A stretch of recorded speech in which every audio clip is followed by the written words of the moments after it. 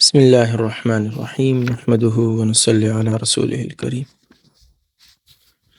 میرے محترم عزیز بھائی اور دوستو، ہجرت مدینہ کا قصہ شروع ہو چکا ہے کہ صحابہ کرام نے مدینہ کی طرف ہجرت شروع کی آپ صلی اللہ علیہ وسلم کے کہنے سے، تو آخر میں آپ صلی اللہ علیہ وسلم ہی بچ گئے، حضرت ابوبکر رضی اللہ عنہ اور چند لوگ اور بھی۔ تو چونکہ کفار کے پاس ایک ہی آخری موقع بچ گیا تھا کہ آپ صلی اللہ علیہ وسلم کو نعوذ باللہ ختم کر لیا جائے، تو انہوں نے اس کے لیے مشورہ قائم کیا۔ تو اس کے بارے میں بات ہے کہ دار الندوہ میں قریش کا اجتماع اور آپ کے قتل کا مشورہ۔ دار الندوہ پیچھے بات گزر چکی ہے کہ مکہ میں یہ پہلا مکان ہے جس کو قصی بن کلاب نے خاص مشوروں ہی کے لیے تعمیر کیا تھا، جس میں جمع ہو کر مشورے کیا کرتے تھے۔ قصی بن کلاب کے بعد یہ مکان بنی عبد الدار کے قبضہ میں آیا اور ان سے حکیم بن حزام رضی اللہ عنہ نے، جو بعد میں مشرف بے اسلام ہوئے، انہوں نے یہ خریدا، اور حضرت معاویہ رضی اللہ عنہ کے زمانے میں حکیم رضی اللہ عنہ نے یہ مکان 1,00,000 درہم میں فروخت کیا۔ بعض احباب نے ملامت کی کہ آباء و اجداد کے شرف و بزرگی کی ایک نشانی کو تم نے اپنے ہاتھ سے کھو دیا۔ حکیم رضی اللہ عنہ نے حکیمانہ جواب دیا کہ ذہبت واللہ المکارم الا التقوی، خدا کی قسم ساری بزرگی اور شرف ختم ہو گئے سوائے تقوی اور پرہیزگاری کے۔ واللہ میں نے یہ مکان زمانہ جاہلیت میں ایک شراب کی مشق دے کر خریدا تھا، شراب کی ایک مشق میں نے دی تھی اور اس کے بدلے میں نے مکان خریدا تھا، اور اب 1,00,000 میں فروخت کیا، اور میں تم کو گواہ بناتا ہوں کہ 1,00,000 سب کے سب خدا کے راستے میں دیتا ہوں۔ بتلاؤ کیا نقصان رہا؟ نقصان تو نہیں ہوا، فائدہ ہوا۔ تو ملامت کرنے والوں نے جو ملامت کی تو ان کو حکیمانہ جواب دیا۔ تو یہ ہے دار الندوہ۔ اس میں قریش جمع ہوئے اور انہوں نے حضور صلی اللہ علیہ وسلم کے قتل کا مشورہ کیا۔ قریش نے جب یہ دیکھا کہ صحابہ رفتہ رفتہ ہجرت کر کے مدینہ چلے گئے اور رسول اللہ صلی اللہ علیہ وسلم بھی آج کل میں جانے والے ہیں، تو مشورہ کے لیے دار الندوہ میں حسب ذیل سرداران قریش جمع ہوئے۔ عتبہ بن ربیعہ، شیبہ بن ربیعہ، ابو سفیان بن حرب، طعیمہ بن عدی، جبیر بن مطعم، حارث بن عامر، نضر بن حارث، ابو البختری بن حشام، زمعہ بن الاسود، حکیم بن حزام، ابو جہل بن ہشام، اور نبیہ اور منبہ بسران حجاج، امیہ بن خلف وغیرہ۔ ابلیس لعین ایک بوڑھے شخص کی شکل میں نمودار ہوا اور دروازہ پر کھڑا ہو گیا۔ لوگوں نے دریافت کیا کہ آپ کون ہے؟ کہا میں نجد کا ایک شیخ ہوں، تمہاری گفتگو سننا چاہتا ہوں، اگر ممکن ہوا تو اپنی رائے اور مشورے سے میں تمہاری امداد کروں گا۔ لوگوں نے اندر آنے کی اجازت دی اور گفتگو شروع ہوئی۔ کسی نے کہا کہ آپ کو کسی بند کوٹھڑی میں قید کر دیا جائے۔ شیخ نجدی نے کہا یہ رائے درست نہیں، اس لیے کہ اس کے اصحاب اگر کہیں سن پائے تو تم پر ٹوٹ پڑیں گے اور ان کو چھڑا لے جائیں گے۔ کسی نے کہا آپ کو یعنی آپ صلی اللہ علیہ وسلم کو جلاوطن کر دیا جائے، اپنے شہر سے نکال کر کسی اور شہر میں بھیج دیا جائے۔ شیخ نجدی نے کہا کہ یہ رائے تو بالکل ہی غلط ہے، کیا تم کو اس کے کلام کی خوبی اور شیرینی اور دل آویزی اور دلوں پر اس کا چھا جانا معلوم نہیں؟ اگر اس کو یہاں سے نکال دیا گیا تو ممکن ہے کہ اب ابو جہل کی باری آئی۔ ابو جہل نے کہا میری رائے یہ ہے کہ نہ تو ان کو قید کیا جائے نہ جلا وطن کیا جائے، بلکہ ہر قبیلہ میں سے ایک نوجوان منتخب کیا جائے اور پھر سب مل کر دفتن یعنی ایک دم سے محمد صلی اللہ علیہ وسلم کو قتل کر ڈالے۔ اس طرح محمد صلی اللہ علیہ وسلم کا خون تمام قبائل میں تقسیم ہو جائے گا اور بنی عبد مناف تمام قبائل سے نہ لڑ سکیں گے، مجبوراً خون بہا اور دیت پر معاملہ ختم ہو جائے گا۔ تو یہ بات ابو جہل نے کی۔ شیخ نجدی نے کہا واللہ رائے تو بس یہ ہے، اور حاضرین جلسہ نے بھی اس رائے کو بہت پسند کیا اور یہ بھی طے پایا کہ یہ کام اسی شب میں انجام کو پہنچا دیا جائے۔ ادھر جلسہ برخاست ہوا اور ادھر جبریل امین آپ صلی اللہ علیہ وسلم پر وحی لے کر حاضر ہوئے اور قرآن کی آیتیں سنائیں۔ اعوذ باللہ من الشیطان الرجیم وَإِذْ يَمْكُرُ بِكَ الَّذِينَ كَفَرُوا لِيُثْبِتُوكَ أَوْ يَقْتُلُوكَ أَوْ يُخْرِجُوكَ وَيَمْكُرُونَ وَيَمْكُرُ اللَّهُ وَاللَّهُ خَيْرُ الْمَاكِرِينَ۔ سورہ انفال کی آیت ہے۔ اور یاد کرو جس وقت کافر تدبیریں کر رہے تھے کہ آپ کو قید کر دیں، جو کہا تھا نا کہ کوٹھڑی میں بند کر دیا جائے، کہ آپ کو قید کر دیں یا قتل کر ڈالیں یا نکال دیں، اور طرح طرح کے فریب کرتے تھے اور تدبیر کرتا تھا اللہ، اور اللہ بہترین تدبیر فرمانے والے ہیں۔ اور تمام واقعہ سے آپ کو جبریل امین نے مطلع کیا اور من جانب اللہ یعنی اللہ کی طرف سے آپ کو ہجرت مدینہ کی اجازت کا پیغام پہنچایا، اور یہ دعا تلقین کی گئی، یہ دعا آپ کو بتلائی گئی وَقُلْ رَبِّ أَدْخِلْنِي مُدْخَلَ صِدْقٍ وَأَخْرِجْنِي مُخْرَجَ صِدْقٍ وَاجْعَلْ لِي مِن لَّدُنكَ سُلْطَانًا نَصِيرًا۔ سورہ اسراء کی آیت ہے۔ اور یہ دعا مانگیے کہ اے پروردگار مجھ کو سچا پہنچا دیجئے اور سچا نکالنا مجھ کو نکالیے، اور اپنے پاس سے مجھ کو ایک حکومت اور نصرت عطا فرمائیے۔ حضرت علی رضی اللہ عنہ سے مروی ہے کہ نبی اکرم صلی اللہ علیہ وسلم نے جب جبریل امین سے دریافت فرمایا کہ میرے ساتھ کون ہجرت کرے گا، جبریل امین نے کہا ابو بکر۔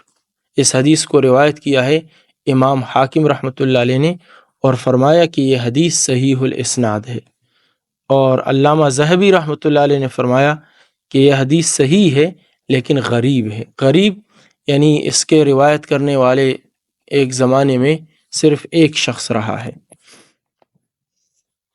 صحیح بخاری میں حضرت عائشہ رضی اللہ عنہ سے مروی ہے کہ آپ صلی اللہ علیہ وسلم دوپہر کے وقت حضرت ابو بکر صدیق رضی اللہ عنہ کے گھر تشریف لے گئے اور فرمایا کہ مجھ کو ہجرت کی اجازت ہو گئی ہے۔ ابو بکر رضی اللہ عنہ نے عرض کیا یا رسول اللہ، میرے ماں باپ آپ پر فدا ہوں، کیا اس ناچیز کو بھی ہم رکاب ہونے کا شرف حاصل ہو سکے گا؟ یعنی کیا آپ مجھے بھی اپنے ساتھ لے جا سکتے ہیں؟ آپ صلی اللہ علیہ وسلم نے فرمایا ہاں۔ ابن اسحاق رحمۃ اللہ علیہ کی روایت ہے کہ حضرت ابوبکر رضی اللہ عنہ یہ سن کر رو پڑے۔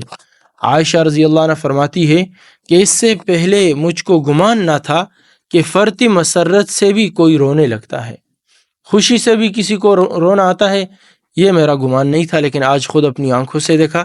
حضرت ابوبکر صدیق رضی اللہ عنہ نے پہلے ہی سے ہجرت کے لیے 2 اونٹنیاں تیار کر رکھی تھی، جن کو 4 مہینے سے ببول کے پتے کھلا رہے تھے۔ عرض کیے یا رسول اللہ، میرے ماں باپ آپ پر فدا ہوں، ان میں سے جس ایک کو آپ پسند فرمائیں وہ میری طرف سے آپ کے لیے ہدیہ ہیں۔ آپ صلی اللہ علیہ وسلم نے فرمایا میں بدون قیمت کے نہ لوں گا، بغیر قیمت کے میں نہیں لوں گا۔ معجم طبرانی میں حضرت اسماء بنت ابی بکر رضی اللہ عنہ سے مروی ہے کہ حضرت ابو بکر رضی اللہ عنہ نے عرض کیا بہتر ہے اگر آپ قیمتاً لینا چاہیں تو قیمتاً لے لیں۔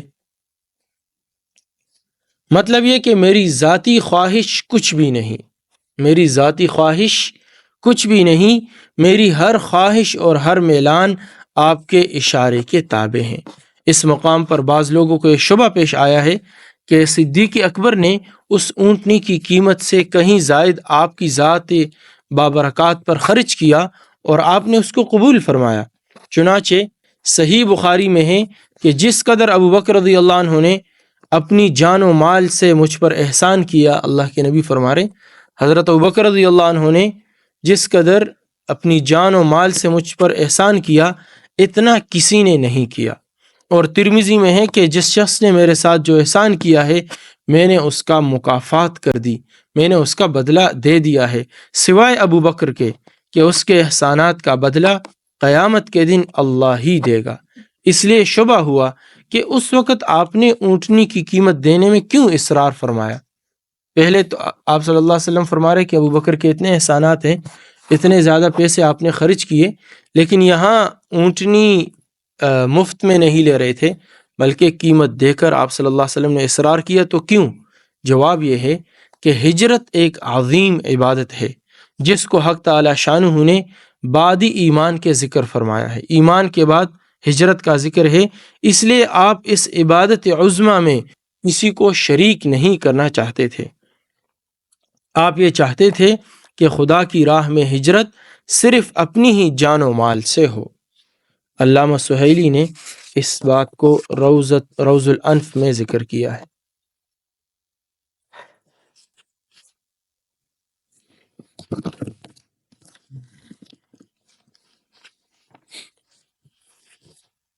واقدی رحمۃ اللہ علیہ کہتے ہیں کہ اس اونٹنی کا نام قصوا تھا۔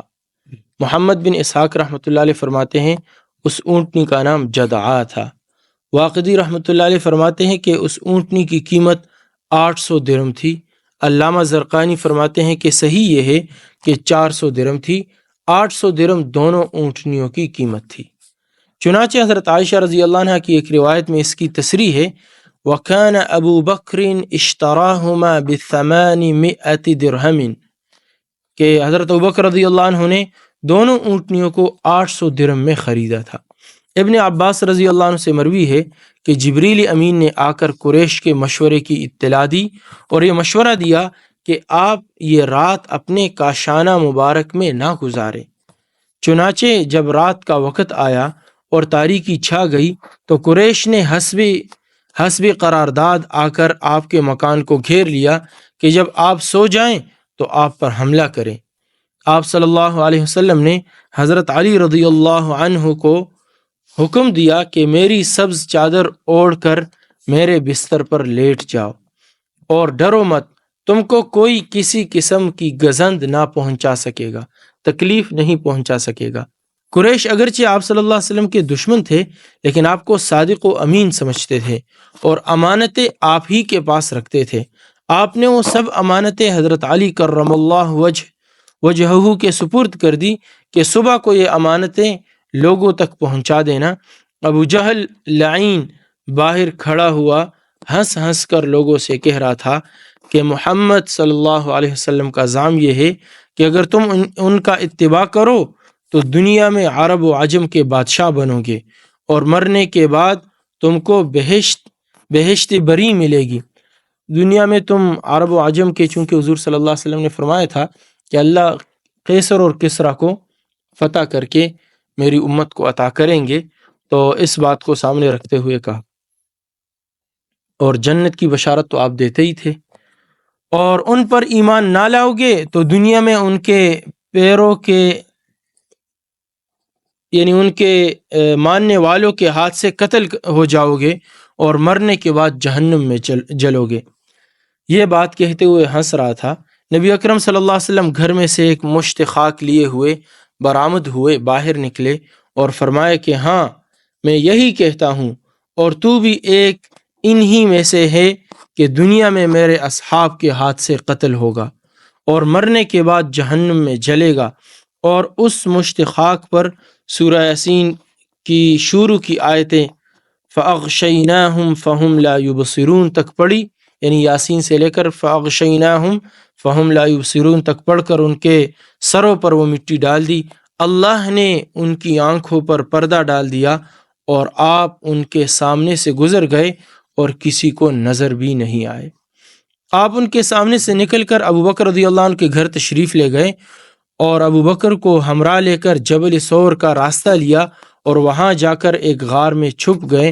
اسی اثناء میں ایک شخص آپ کے مکان کے پاس سے گزرا تو قریش کی جماعت سے دریافت کیا کہ تم کیوں کھڑے ہو اور کس کے منتظر ہو؟ کہا کہ ہم محمد کے منتظر ہیں کہ وہ برآمد ہوں تو ہم ان پر حملہ کریں۔ اس شخص نے کہا اللہ تم کو ناکام کرے، محمد صلی اللہ علیہ وسلم تمہارے سروں پر خاک ڈال کر گزر بھی گئے۔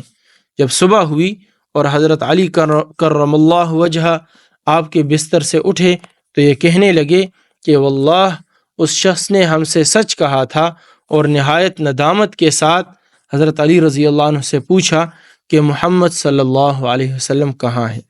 حضرت علی کرم اللہ وجہ نے کہا مجھ کو علم نہیں۔ یہ روایت طبقات ابن سعد میں حضرت علی رضی اللہ عنہ اور حضرت ابن عباس اور حضرت عائشہ صدیقہ اور عائشہ بنت قدامہ اور سراقہ بن جعشم، ان سب حضرات سے یہ روایت مروی ہے۔